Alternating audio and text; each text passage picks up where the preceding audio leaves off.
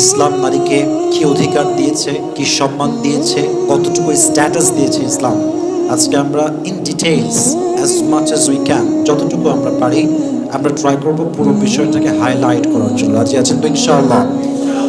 I think this is most important matter to talk about because there are some misconceptions prevailing in Bangladesh regarding women's right in Islam. আমি দেখতে পাচ্ছি বাংলাদেশের নারী অধিকার নিয়ে অনেক আমাদের মাঝে ভুল ধারণা আছে, অনেক ভুল কথা আমরা বলি। অনেক মেয়ে বলে যে ইসলাম নাকি নারীকে ঘরে আটকে রেখে দিয়েছে, ইসলাম নাকি নারীকে তার স্বাধীনতা ইনশিওর করে নাই। অনেক নারীবাদীরা বলে ইসলাম নাকি নারীকে একদম অন্ধকারে ছুঁড়ে ফেলেছে। অনেকে বলে ইসলাম নাকি নারীর সম্মানকে ক্ষুণ্ণ করেছে। But the true fact is, but the reality is, at a time when women were most neglected and oppressed, at that time Islam gave proper right and dignity to women. যেই সময়ে নারীদেরকে ভোগের পণ্য মনে করা হতো, সবচাইতে অবহেলা করা হতো, সবচাইতে অসম্মান করা হতো, একজন নারী জন্মগ্রহণ করলে যেই জাহিলি যুগে তাকে মাটির নিচে পুঁতে ফেলা হতো, ঠিক সেই সময় ইসলাম নারীকে সবচেয়ে বড় মর্যাদার জায়গায় বসিয়েছে। সুবহানাল্লাহ পড়ুন সবাই আপনারা। তাহলে বোঝা গেল ইসলাম হচ্ছে নারীকে সবচেয়ে বেশি সম্মান দিয়েছে, সবচেয়ে বেশি স্ট্যাটাস দিয়েছে, যেটা অন্য কোনো ধর্মে ইসলাম ছাড়া নারীকে অন্য কোনো ধর্মে এই সম্মানটা দেওয়া হয় নাই। তো আজকে আমরা ট্রাই করব কি সম্মান ইসলাম দিয়েছে, কি রাইটস ইসলাম দিয়েছে, কি অধিকার দিয়েছে এবং আমরা কি করছি, এবং নারীর অধিকার আমরা কোথায় ঘাটতি রাখছি, কোথায় আমরা অধিকারটা পরিপূর্ণ করছি না, এটা আমরা আজকে ইন ডিটেইলস জানার ট্রাই করবো। সকলে মন করে বলেন ইনশাআল্লাহ। নারীদেরকে বলা হয়েছে হুন্না লিবাসুল লাকুম ওয়া আনতুম লিবাসুল লাহুন। আল্লাহ তাআলা বলছেন তারা হচ্ছে তোমাদের জন্য পোশাক স্বরূপ। That means your wife is dress for you, they are like a dress. আপনার স্ত্রী হচ্ছে আপনার পোশাকের মতো। আচ্ছা বলেন তো, পোশাকের গুরুত্ব আমাদের জীবনে অনেক বেশি আছে না নাই? আচ্ছা একটা জিনিস খেয়াল করেন যে আল্লাহ তাআলা নারীদেরকে পোশাকের সঙ্গে কেন কম্পেয়ার করলেন, কেন তাসবিহ দিলেন, কেন তুলনা করলেন? কখনো ভেবেছেন যে নারীরা পোশাক কেন পুরুষের জন্য? পোশাক এই জন্য, just try to think about it, just try to ponder on this matter. একটু ভাবেন, আমার পোশাক আমার দেহের প্রত্যেকটা অঙ্গ প্রত্যঙ্গকে, প্রাইভেট যে বডিগুলো আছে এটাকে কভার করছে। আমার লজ্জাস্থান, আমার দেহের প্রত্যেকটা অঙ্গ প্রত্যঙ্গ আমার পোশাক ঢেকে রেখেছে। আমার সম্মানকে আমার পোশাক রক্ষা করেছে। আপনার ড্রেস যেমন আপনার সম্মানকে রক্ষা করে, আপনার মর্যাদা রক্ষা করে, exactly to the same way সেভাবেই আপনার স্ত্রী, আপনার ওয়াইফ, আপনার জীবন সঙ্গিনী প্রত্যেকটা ক্ষেত্রে আপনার চরিত্রকে কভার করার জন্য, চরিত্রকে সুন্দর রাখার জন্য পোশাকের মতো সেও সেম ভূমিকা পালন করে। সুবহানাল্লাহ পড়বেন না আপনারা? তারা মানে নারী হচ্ছে আমাদের জন্য পোশাক এবং আমরা হচ্ছে তাদের জন্য পোশাক। তারা আমাদের সম্মান রক্ষা করবে, তাদের সম্মান আমরা রক্ষা করবো। রাজি আছেন তো ইনশাআল্লাহ?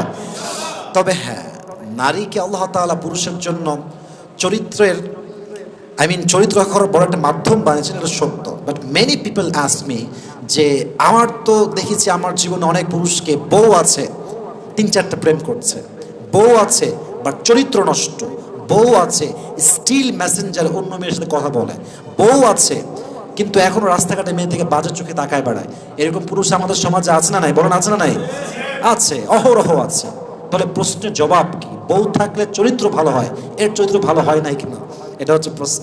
এটা আমি আগেও বলেছিলাম একবার যে বাসার ভেতরে বউ থাকলেই পুরুষের চরিত্র হেফাজত হয় না কতক্ষণ পর্যন্ত, যতক্ষণ পর্যন্ত পুরুষ তার ওয়াইফের প্রতি আসক্ত না হয়। স্ত্রী থাকলেই যে আপনার চরিত্র একেবারে ফুলের মতো পবিত্র হবে, ইটস নট লাইক দ্যাট। আপনাকে আপনার বউকে ঠিক সেই ভালোবাসার জায়গায় রাখতে হবে যেখান থেকে রাখা উচিত ছিল। যদি আপনি রাখতে পারেন তারপরে আপনার চরিত্র ঠিকঠাক হবে। আপনি আপনার বউরে ভালোই বাসেন না, পাত্তাই দেন না, টাইমই দেন না, তো আমার চরিত্র নষ্ট হবে এমনিতেই। আপনি যে কোনো মেয়ের দিকে তাকাবেন, আপনি যে কোনো মেয়ের সাথে পরকীয়ায় আপনি লিপ্ত হতে পারেন, it's very simple, very normal. যদি আপনার বউকে মন থেকে ভালোবাসতে পারেন যে আমি আমার বউকে ভালোবাসি, এবং আমি জাস্ট তার প্রতি আসক্ত। পৃথিবীতে কোটি নারী থাকতে পারে, বাট আমি তাদের একমাত্র ভালোবাসি, আর কারণ আমার ভালোই লাগে না। যদি আপনি এই চিন্তাকে মন মাইন্ডে রাখতে পারেন, আপনি দেখবেন আপনার চরিত্র সত্যি ফুলের মতো পবিত্র হয়ে যাবে। সুবহানাল্লাহ পড়েন সবাই আপনারা। তাহলে বোঝা গেল পোশাকের দাম তখনই থাকবে যখন পোশাককে আপনি মূল্যায়ন করবেন, পোশাককে আপনি ভালোবাসবেন। আপনি যদি সাদা একটা জুব্বা পরেন, ধোয়ার নাম নাই, যত্নের নাম নাই, পড়ে আছেন মাসের পরে মাস, একদিন ধুলেন না, আপনি কোনোদিনও যত্ন করলেন না, পোশাক আপনার ভালো লাগবে, নষ্ট হয়ে যায় পোশাকটা আপনার কাছে। বউ থাকলে হবে না, তার প্রতি আসক্ত হওয়া লাগবে। আল্লাহ আমাদেরকে এটা বোঝার তৌফিক দান করুন, সকলে মন খুলে পড়া আমিন।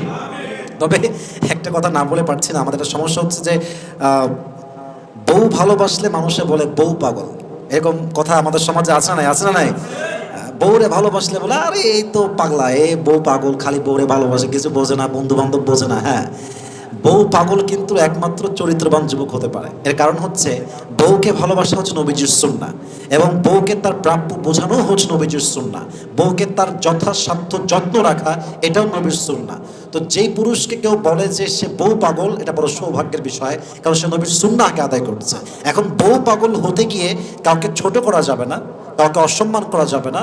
আমি একজন পুরুষ, আমার জীবনে আমি স্ত্রী পেয়েছি, এটাই খুবই স্বাভাবিক যে আমি আমার বউকে সবচাইতে বেশি ভালোবাসবো, পাগলের মতো বাসবো। কথা ঠিক কিনা বলেন আপনারা? তো বউ পাগল বললে হতাশ হওয়া যাবে না, নারীকে তার যথার্থ সম্মান আমরা দেওয়ার ট্রাই করবো। রাজি আছেন তো ইনশাআল্লাহ? আসুন আমরা মূল বিষয়টা একটু ভালো করে হাইলাইট করার ট্রাই করি। নারীর অধিকারকে আমি 4 ভাগে ভাগ করব। বলেন সবাই, কয় ভাগ? একটু জোরে বলতে হবে, কয় ভাগ? 4 ভাগ। 1, নারী মেয়ে হিসেবে তার সম্মান কতটুকু ইসলামে আছে, একজন বাবার রাজকন্যা হিসেবে তার সম্মান কতটুকু। 2, একজন নারী স্ত্রী হলে তার সম্মান কতটুকু, 2 নাম্বার ভাগ। 3 নাম্বার ভাগ হচ্ছে একজন নারী বোন হিসেবে তার সম্মান কতটুকু, আরেকজন নারী মা হিসেবে তার সম্মান কতটুকু। কয়টা ভাগ বললাম বলেন তো আপনার প্রিয় ভাইরা? 4টা। 1, নারী অর্থাৎ মেয়ে হিসেবে তার সম্মান কতটুকু ইসলাম দিয়েছে, তার অধিকার কি দিয়েছে। 2, নারী স্ত্রী হিসেবে কি সম্মান পেয়েছে। 3, নারী বোন হিসেবে কি সম্মান পেয়েছে ইসলামে। সর্বশেষ, নারী যখন মা, তার সম্মান এবং অধিকার ইসলামে কি আছে, এটা আমরা ইন ডিটেইলস বলা ট্রাই করবো। রাজি আছেন তো ইনশাআল্লাহ যুবক ভাইরা? এত আসতে না, সবাই বলেন ইনশাআল্লাহ। আসুন আমরা প্রথমেই জেনে নেই নারীকে মেয়ে হিসেবে ইসলাম কতটুকু সম্মান দিয়েছে এবং কি সম্মান দিয়েছে। মাথায় রাখবেন, নারী যখন কন্যা তখন নারী হচ্ছে রহমত, নারী যখন বোন তখন সে হচ্ছে আমানত, নারী যখন স্ত্রী তখন সে পুরুষের জীবনের সবচাইতে বড় নেয়ামত, আর নারী যখন মা, ইসলাম বলছে নারী যখন মা, নারী হচ্ছে তখন জান্নাত। সুবহানাল্লাহ পড়েন আপনারা।